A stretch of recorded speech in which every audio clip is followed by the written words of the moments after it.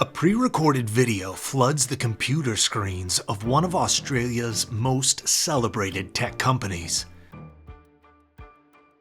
The message slowly unfolding in the video is sobering. 150 employees will lose their jobs to artificial intelligence.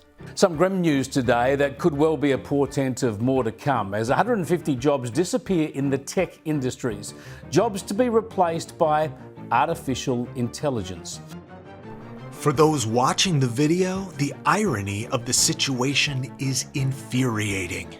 Because the billionaire delivering the news from his mansion in Sydney has spent most of his career preaching about corporate responsibility and climate action, ideologies that have coldly escaped him at this moment. To make matters worse, those employees will soon find out that the $12 billion CEO delivering the message, Mike Cannon-Brookes, recently purchased a $75 million private jet while simultaneously campaigning against carbon emissions. Revealed late last week that for all the climate virtue signalling this bloke does with, I suppose, amounts of money that, to be frank, is more like small change to him, Cannon-Brookes has tipped much larger amounts into, wait for it, his own personal jet. To his employees, he is now the personification of elite hypocrisy.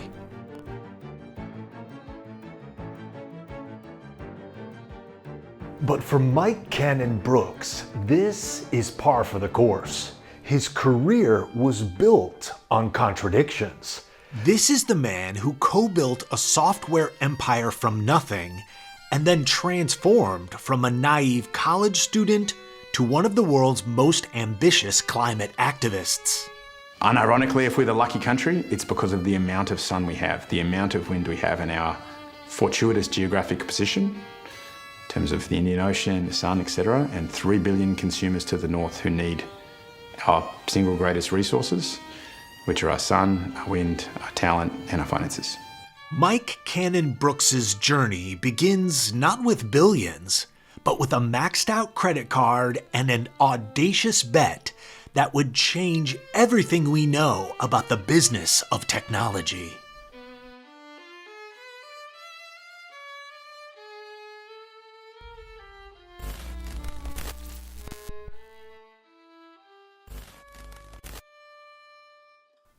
November 17th, 1979. While it's not always true that future billionaires are born into privilege, this was not the case with Mike Cannon-Brookes. He was born in Connecticut and was the son of a global banking executive, meaning they traveled a lot, and his family wouldn't stay in the ritzy East Coast state for long. Mike's childhood unfolds across many continents. At 6 months, his family moved to Taiwan and would find themselves in Hong Kong just 3 years later. Their next home is London, where Mike Cannon-Brookes attended a distinguished boarding school. By the late 1990s, the family settled in Sydney and enrolled him in the controversial all-male private school Cranbrook. Cannon-Brookes' nomadic upbringing breeds adaptability, but the sacrifice is isolation. This would be an early learned lesson and skill that will prove to be invaluable throughout his life and career. After high school, Mike earns a coveted scholarship to study information systems at the University of New South Wales. He's a brilliant but unremarkable student, just another scholarship recipient in a program designed to feed graduates into Australia's largest corporations, with their expected path being clear: graduate, accept a safe corporate job, climb the ladder, and feed the machine. But in 2001, everything changed. In an act that would soon alter the course of his life, Mike sends a single email to his university classmates. His message was short and ambiguous. Anyone interested in starting a tech company after graduation? Only one person responds, and that was Scott Farquhar, a fellow scholarship recipient with an equally restless itch to change the world. You see, what Mike fails to realize is that in an instant, this one simple email just set the creation of Australia's first technological unicorn in motion. He and Scott Farquhar will soon prove that extraordinary business empires can spring from the most ordinary circumstances. In 2002, the notorious dot-com crash had devastated tech valuations and left venture capital scarce. On the US markets. This closing bell might as well. Silicon Valley watched startups collapse on the daily. The collapse of Silicon Valley Bank is causing shockwaves across the entire business world. But meanwhile, in Sydney, Australia, Mike Cannon-Brookes and Scott Farquhar see opportunity where others see ruin. Armed with 2 freshly printed degrees from New South Wales, Mike and Scott face a choice by accepting the standard 9-to-5 with a starting salary of $48,500 or gamble that stability on a never-before-executed idea. Refusing to sacrifice their lives to the rat race, Mike and Scott choose the gamble and max out $10,000 in credit cards to launch the software management company Atlassian. Their breakthrough isn't technological, but rather strategic. While competitors hire expensive sales teams and chase venture capital, Mike and Scott choose to embrace radical simplicity by building software that can sell itself with no sales team required. To make this work, they had to start with a foolproof product. Atlassian's first launch is Jira, a software that was originally made as a bug tracking tool for highly successful businesses. Customers can download Jira and try it for free before purchasing it directly online, and they never have to answer a sales call or deal with the back and forth of lengthy enterprise negotiations. Jira is just quality software at a transparent price. To the early 2000s mentality, Mike and Scott's approach was so unconventional that it bordered on naivete. Traditional wisdom demanded that enterprise sales teams grow business software, but traditional wisdom just crashed with the dot-com bubble.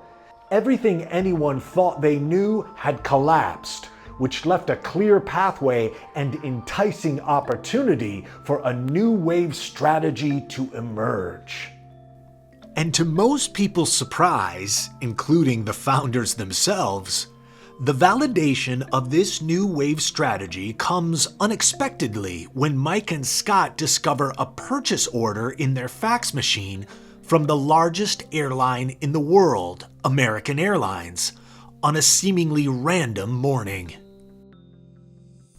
They were confused since neither founder had contacted the airline directly, so the Fortune 500 company stumbled upon Jira online themselves. Apparently, they tested it, loved it, and proceeded to buy it, the exact salesless method that Mike and Scott were betting on for Atlassian's success. This gave Mike the insight that they've accidentally revolutionized enterprise software sales. This groundbreaking method is more than just cost-cutting. It's market disruption disguised as necessity. Success tends to breed ambition for disruptors, and Mike Cannon-Brookes and Scott Farquhar had just felt the rush of their first entrepreneurial hit. Just 2 years later, in 2004, Atlassian scales to 2,000 paying customers and begins to generate steady profits, a rarity in the post-crash landscape. Because of their rapid growth, Mike's vision was quickly extending beyond just bug-tracking software. Atlassian's next release is a project management and knowledge-sharing platform called Confluence that was launched in 2005. While competitors focus on single products, Mike builds an integrated suite of applications. But Atlassian's strategy is calculated and intentional. Once development teams adopt Jira for project management, Confluence becomes their next natural choice for documentation. While Mike and Scott's revolutionary strategies click into place, Atlassian's revenue soars to $14.9 million by 2006, and it's now a global operation with a rapidly growing team. But what was most impressive about the company thus far was its profitability without venture capital, a strategy that was unprecedented for a scaling software company at the time. Their bootstrap approach that began from necessity had become their competitive advantage. Entrepreneurship 101 would tell you the next logical move for any growing business is expansion. Staying true to their unconventional theme, and unlike their Silicon Valley counterparts forcing expansion through sales efforts, Mike Cannon-Brookes and Scott Farquhar choose geographical growth based on organic demand. But by 2007, Mike recognizes that organic growth with only in-house products has its limits. The risky decision to move away from carrying only Atlassian-made products comes with their acquisition of developer software company Senqua, a move that also expands their reach into development analytics tools. This is their first major bet on building through acquisition rather than pure organic development. And what Mike hasn't fully grasped yet is that he's pioneering what will become the dominant software business model of freemium distribution, integrated product suites, and global reach through digital channels. This successful sales methodology he's building will soon support ambitions far beyond software. Atlassian goes public on December 10th, 2015, and the NASDAQ trading floor buzzes as shares begin trading under the symbol TEAM. Software company Atlassian went public today at the NASDAQ, pricing above expectations in a tech IPO market that had been lackluster so far this year. I'm joined now by the company's co-CEOs, Scott Farquhar and Mike Cannon-Brookes. Gentlemen, congratulations. Nice to see you both. With an opening at $27, the stock rockets past $29 in minutes. And Atlassian's market capitalization? $4.37 billion. Atlassian, which makes collaboration and software development tools like HipChat, ended its first day as a public company up 32%. So that puts Atlassian's value just under $6 billion, making it one of the strongest IPOs of the entire year. For Mike Cannon-Brookes, now 36, the IPO represents more than financial success. The once detrimental $10,000 credit card debt has become a multi-billion-dollar enterprise, and he and Scott Farquhar are officially Australia's first technology billionaires. But Mike Cannon-Brookes soon learns wealth creates new responsibilities. As Atlassian's success grows, so does Mike's awareness of climate change and the company's negatively impactful carbon footprint. The software industry's detrimental effect on the Earth's health begins to trouble him. which leads to a total indigestibility toward Australia's nonsensical dependence on coal power. For Mike Cannon-Brookes, the gap between technological progress and environmental regression becomes impossible to ignore. If switching to green energy was an easy sell to any country or company, then it would have happened years ago. Mike knows it won't be an easy argument to make, so he begins subtly with Atlassian committing to a transition to renewable energy. After he clears away the environment's guilt from his own company, Mike starts investing in clean technology through his family office, Grok Ventures. Mike Cannon-Brookes' focus shifts dramatically, and by 2018, the climate crisis wasn't just an environmental challenge, but the ultimate entrepreneurial opportunity. Mike sees opportunity where no one has dared to speak out on before. The ones who have tried are usually scared away from corporate bigwigs and stubborn shareholders entangled with the government. You see, Australia possesses unlimited wind and solar resources, yet for some reason remains locked in fossil fuel dependence that's lasted for centuries. For Mike Cannon-Brookes, the business case for renewable energy transformation is painstakingly clear. When dealing with millionaire shareholders in any business, the stakes couldn't be higher. In Australia's case, the country generates nearly half its emissions from electricity that derive mostly from coal, and mostly from the largest utility, AGL Energy.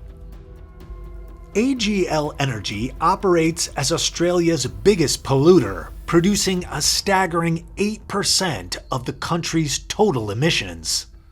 For Mike Cannon-Brookes, the relentless go-getting entrepreneur, they represent the perfect target for real impact and long-term sustainability. For some, going after AGL would appear like elitist arrogance coming from a billionaire who is out of touch with reality. And there would be a small bit of truth to this, as Mike doesn't anticipate that challenging Australia's energy establishment will be far more complex than disrupting the enterprise software markets. The year 2022 marks a fundamental shift for Mike Cannon-Brookes. On the Atlassian front, after 2 decades of daily co-leadership with Scott Farquhar, Mike begins drifting towards a singular vision. Mike's distraction with his monumental project to acquire AGL Energy forces Scott to focus more on product development and internal operations, which would later prove to put a strain on their tech bromance. With Scott taking most of the responsibility at Atlassian, Mike Cannon-Brookes can now fully embrace the company's external battles like climate activism, renewable energy investments, and corporate confrontations. Atlassian's leadership transition crystallizes with Mike's $1.5 billion climate pledge at COP26. But the move is more than just business diversification. It's a fully realized transformation for the global software company and its founder. This begins Mike's evolution from software executive to climate crusader by using his Atlassian fortune to fund Australia's transition to renewable energy. With a newfound sense of confidence, Mike dives fully into his pursuit of AGL Energy. Through his investment firm, Grok Ventures, Mike manages to accumulate an 11.3% stake in Australia's largest fossil fuel emitter. I'm Mike Cannon-Brookes, and today I represent the largest shareholder of AGL, but I need your help. But why would Cannon-Brookes want to own a sizable portion of Australia's top polluter? so he could have the political weight to force the fossil fuel titan to abandon coal power 15 years ahead of their planned schedule. The founder of software giant Atlassian wants to turn AGL into a clean energy provider and stop the company's demerger, which would spin off its coal-fired power stations into a new entity that would keep running until 2045. The plants themselves have significant grid access, which is needed if you're going to build out large-scale renewable storage facilities. What follows next is a proxy battle that reveals Mike's strategic evolution, and it's a far stretch from the cautious bootstrap approach that built Atlassian. Once a timid scholarship student in full control of his own meteoric success, the billionaire now finds himself at the behest of Australia's most powerful fossil fuel advocates. But just as Mike Cannon-Brookes learned at an early age, most things worth having don't come without sacrifice. On the Atlassian front, it was becoming unavoidably clear that Mike's long-term interests lie outside of the daily operations, and the once private tensions over the topic with co-founder Scott Farquhar begin surfacing publicly. Mike's climate activism demands attention that conflicts with Atlassian, and the tech bromance partnership that launched the software company faces strain as Mike and Scott's visions drastically diverge.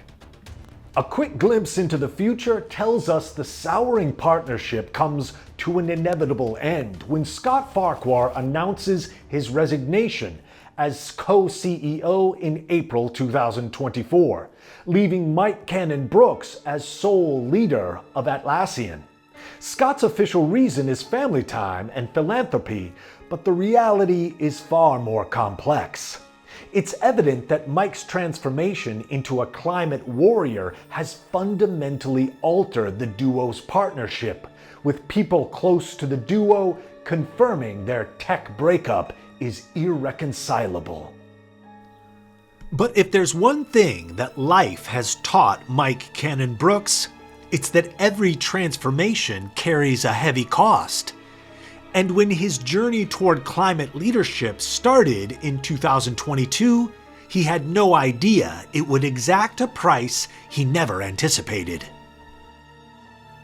In March of 2022, Mike Cannon-Brookes faces his most formidable adversary yet. And this time, it's not a software competitor. It's Australia's deeply entrenched fossil fuel establishment, and his target?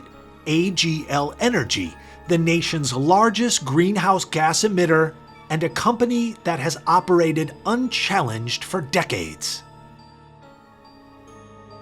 Mike Cannon-Brookes' battle for sustainable energy begins when he launches a bold $8.25 billion takeover bid alongside Canadian asset manager Brookfield. Their plan is bold but revolutionary.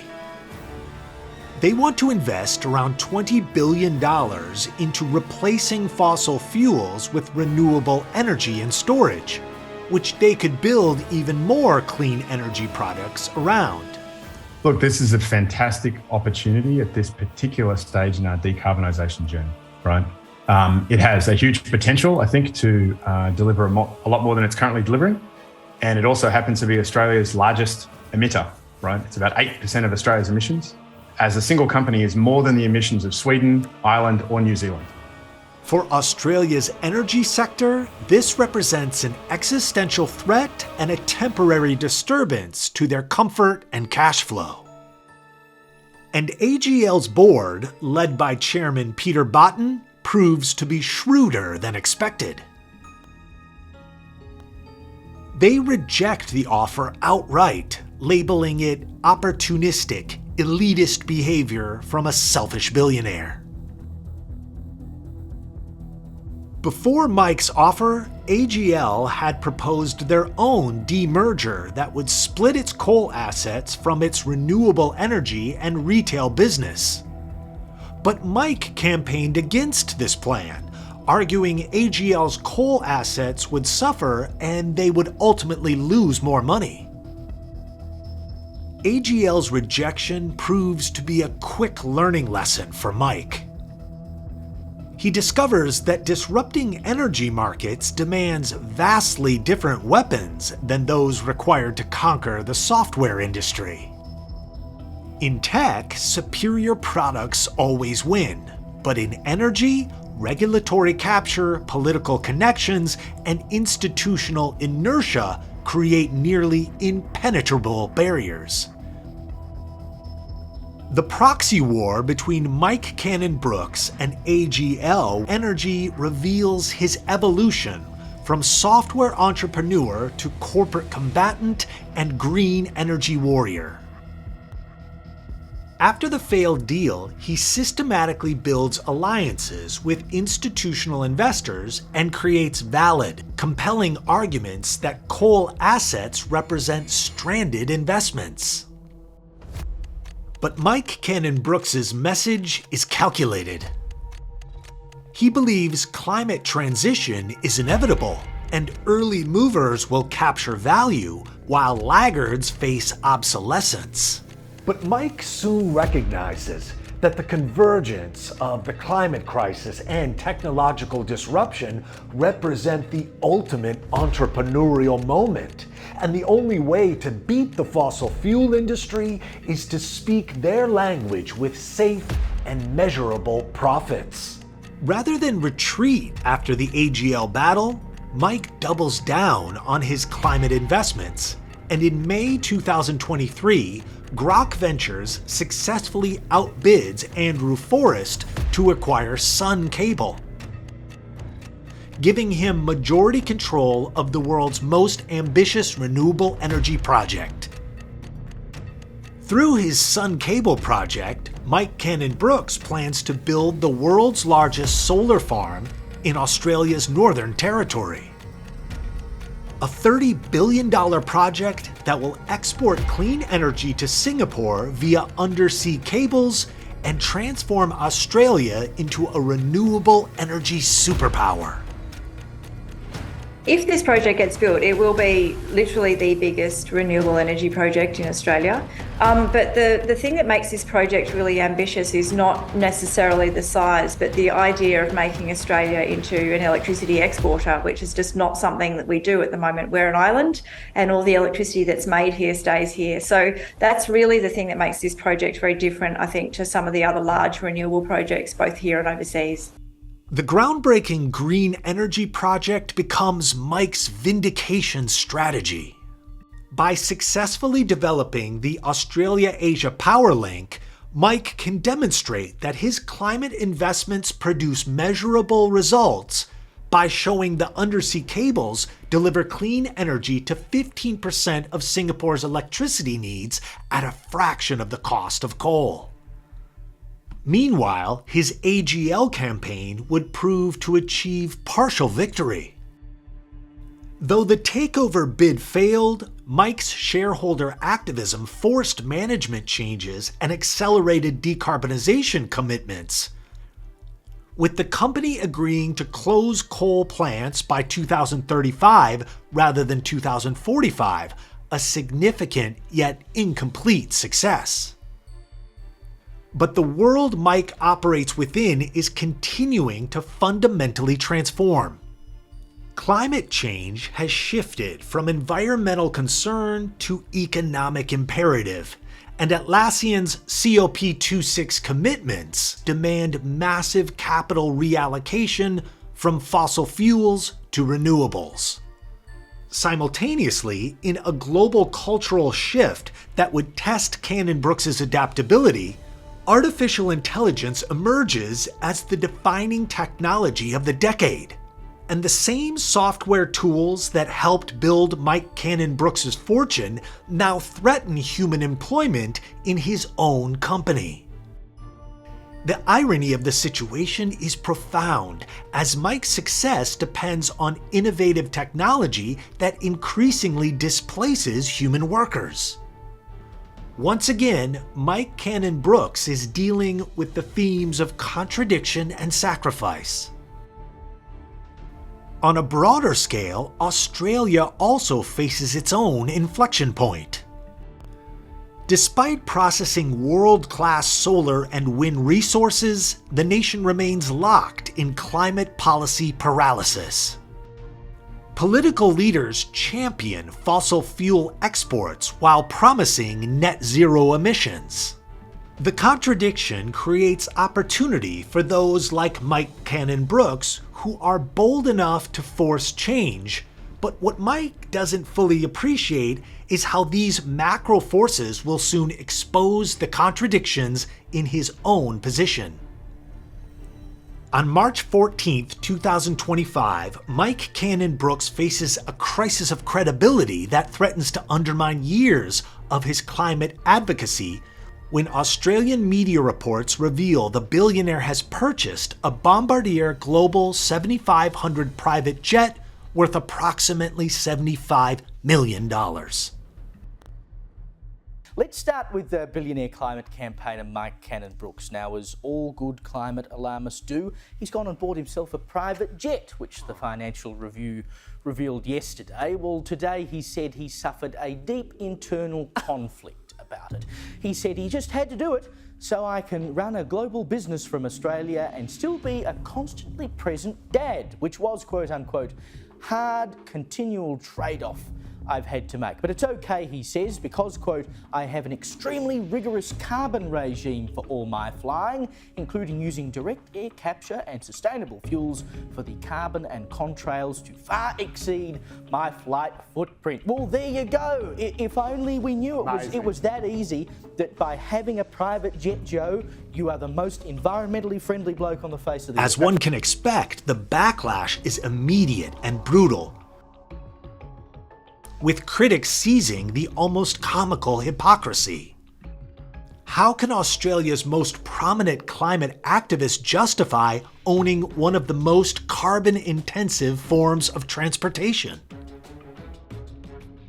It's a question that even Mike's most loyal supporters have a hard time answering. Even the Deputy Prime Minister, Barnaby Joyce, calls him a total, utter hypocrite. Climate activists feel betrayed, business critics see confirmation of elite hypocrisy, and media coverage focuses on the gap between public principles and private privilege. But Mike Cannon-Brookes will soon find out the private jet controversy is merely the prelude to a significantly more damaging revelation. Just a few months later, on July 30th, 2025, Mike delivers layoff notifications to 150 Atlassian employees via pre-recorded video, with many positions being eliminated in favor of artificial intelligence automation. The optics are catastrophic for Atlassian. Coincidentally, the same morning, co-founder Scott Farquhar addresses the National Press Club to enthusiastically promote Australia's AI revolution, with Mike's video layoffs occurring hours before Scott's speech celebrating technological progress. Yet the other co-founder, Mike Farquhar, has been talking up the job and investment opportunities for Australia from AI and the related data centres. I think there's a great opportunity for us to go out to governments in the region and attract their investment to build data centres in Australia. In what seems to be a serendipitous act of bad timing, both Mike and Scott accidentally give and solidify the message that Atlassian favors cheap machines over genuine, hardworking employees. While this most likely isn't how Mike or Scott feel, the theme proves to ring true to the sacrifice for success theme that ran throughout Mike Cannon-Brookes' life up to this point. What comes from the loss of the humanless, automated, capable roles and subsequent PR nightmare is undeniable success. The AI integration that generated layoff controversy also drove product innovation, which prepares Atlassian for the next technological wave. Mike Cannon-Brookes still commands a complex empire spanning software, renewable energy, and climate activism, and his net worth of $12.18 billion makes him Australia's fourth richest resident. And Atlassian now serves over 300,000 customers globally and generates $5.2 billion in annual revenue. But Mike's success doesn't stop there. Through Grok Ventures, he controls Sun Cable's development of revolutionary solar export infrastructure, and his 10% stake in AGL Energy positions him as Australia's most influential shareholder activist. Yet his influence continues to extend beyond finance. As an adjunct professor at the University of New South Wales and chairman of Blackbird Ventures, Mike is helping to shape the next generation of Australian entrepreneurs, showing his life-hungry students that what once seemed impossible just takes hard work, strategy, and sacrifice. Mike's most recent focus centers on proving that business success and climate action work best together. The Sun Cable project represents his ultimate test. Can private capital deliver the infrastructure transformation that governments have failed to achieve? The answer will determine whether Mike Cannon-Brookes is remembered as a visionary who helped save Australia's climate, or a hypocritical billionaire who preached sustainability while living unsustainably. And so taking that into account, what do you think are the prospects of this actually getting up? It's really anyone's guess, Joe. I don't like to bet on these sorts of things, but, it's certainly hugely ambitious.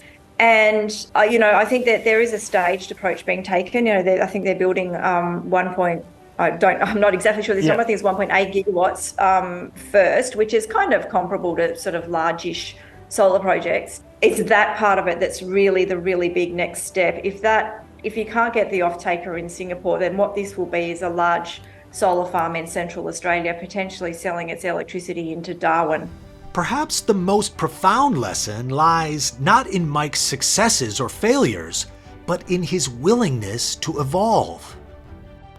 The shy scholarship student became a global entrepreneur. The software executive became a climate warrior. The climate activist grapples with the contradictions of extreme wealth. Only time will provide the ultimate verdict on the climate billionaire.